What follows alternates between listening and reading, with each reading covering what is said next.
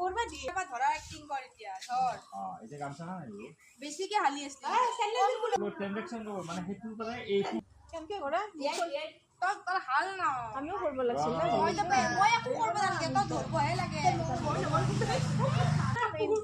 পুরো আমি না ভিডিও তো অনরা তারা না না না আমি পুরো বেলেগ 3 স্টার্ট মই দিন থাক মামা চাই দিলে কন্টিনিউ করছা 1 6 পেলাবি দে 1 2 3 ধরব লাগবে নাকি